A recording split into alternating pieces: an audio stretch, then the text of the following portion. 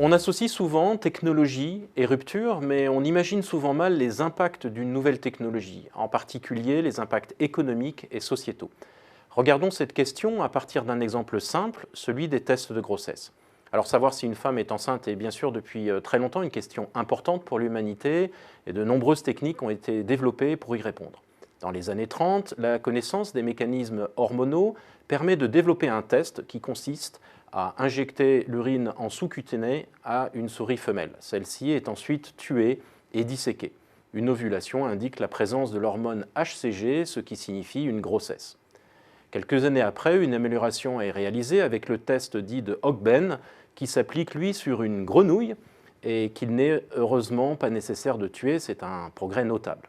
Alors à partir des années 60, les progrès techniques permettent de passer au test in vitro, sans animal donc, à partir d'un prélèvement. Celui-ci est fait par un médecin et le prélèvement est envoyé à un laboratoire médical, une autre innovation de cette période, qui effectue le test avec des machines spécialisées et des techniciens.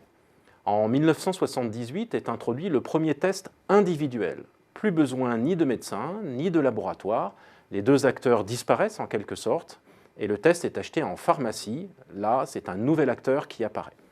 Aujourd'hui, ces tests sont achetés sur Internet, plus même besoin de pharmaciens. Alors cet exemple nous permet de définir d'abord ce qu'est la technologie. La technologie, c'est une connaissance accumulée sous une forme utilisable et utilisable par ceux qui ne possèdent pas cette connaissance. La technologie encapsule en quelque sorte cette connaissance dans des objets tangibles, un test de grossesse, un ordinateur, une boussole, ou intangibles comme des recettes de cuisine ou des algorithmes, qui permettent à ceux qui ne maîtrisent pas cette technologie de l'utiliser. Alors c'est là que se situe l'élément vraiment disruptif. Avec la technologie, donc, les experts créent un objet qui permet de se passer d'eux. Avant le test individuel, il faut un médecin. Avec le test, on n'a plus besoin de médecin, ni de pharmacien, ni d'infirmière. On a donc une démocratisation progressive du domaine. Alors cette démocratisation a deux dimensions.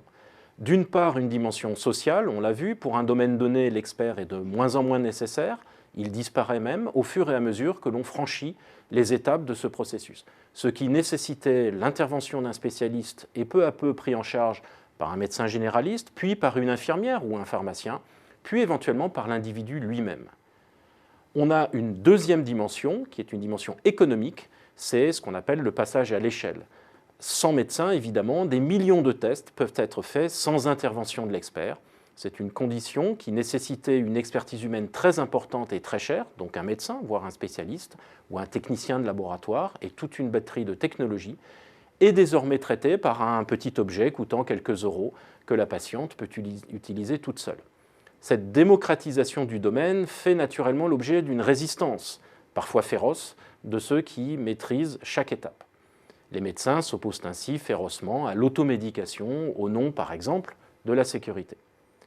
En conclusion, la démocratisation de la technologie est inéluctable. Il est important d'en comprendre les mécanismes et les implications, notamment économiques et sociales. Cette compréhension peut être une source d'inspiration pour les innovateurs qui pourront ainsi mieux anticiper l'évolution générale de leur environnement.